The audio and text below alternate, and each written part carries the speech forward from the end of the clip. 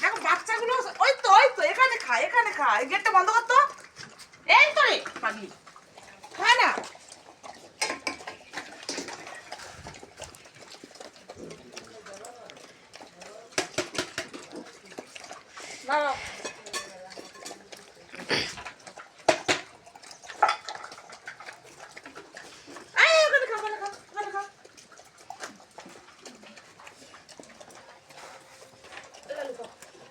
দেখো ওরা খালি বড়দের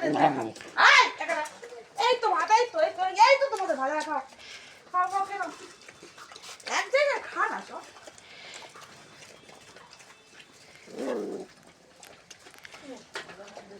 ওই দেখে এই তুমি মনে করে এখানে